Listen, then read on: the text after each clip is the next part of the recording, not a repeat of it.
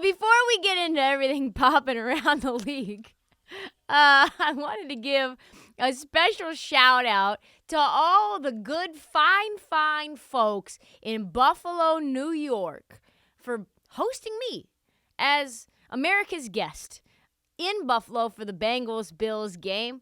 I'm not sure. I haven't gone through a table yet, but I believe just shy of that, I'm a part of Bills Mafia, which means, of course, I take some sort of blame in going there and declaring my AFC fandom just so they can get their ass sent home. I'm sorry.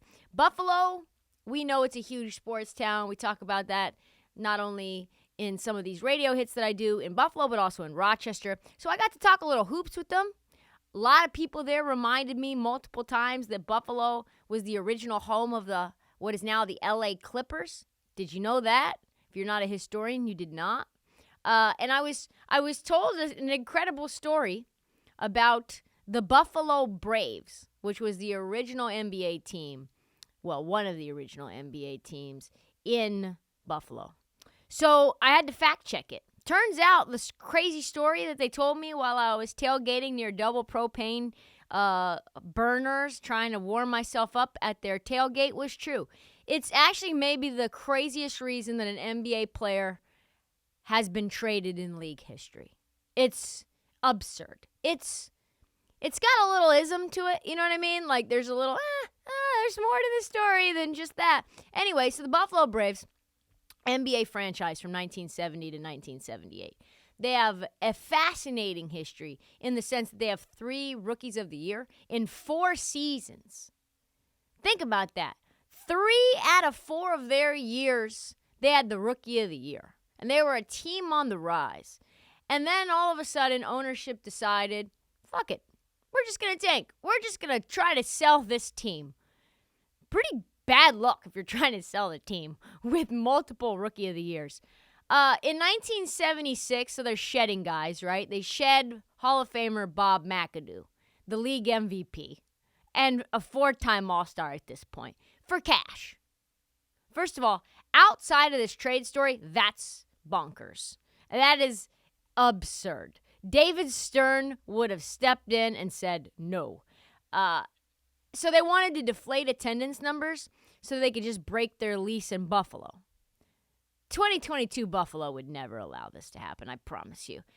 The Braves then turned around and got Moses Malone, who was just absolutely a monster in the paint, as we know. Later, a world champ with the Sixers. His career lasted exactly 2 games in Buffalo. 2 games before he was traded to Houston. Why? Why did he get traded? What did he do that was so wrong? What was so egregious in his behavior that would cause them to move someone who's this level of a player in 2 games? Well, Coach Tate's lock immediately got it in his mind that Moses Malone was lazy because, checks notes, he slumped on the bench during timeouts. No, that's the reason. That's the reason. It is. Moses Malone got traded from Buffalo because of bad posture. Or maybe a more reasonable idea is that Tate's Locks is an asshole and he didn't like Moses Malone. Like, that's probably more accurate. According to the recent history of the Buffalo Braves, Locke talked the owner into trading Moses Malone immediately because I just don't like the way he sits on the bench. Just rubs me the wrong way. He gives me vibes of just meh. It feels like a very complacent player. Moses Malone.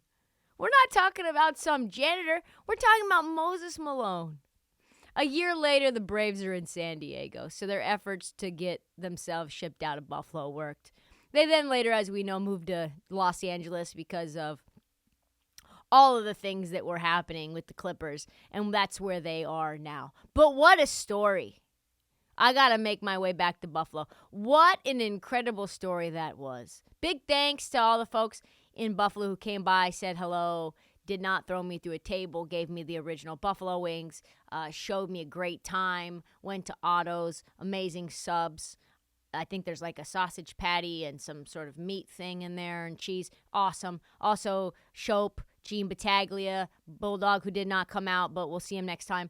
And now I know what Bills Mafia is truly like. So on to the league. Current league news. I just had to share that.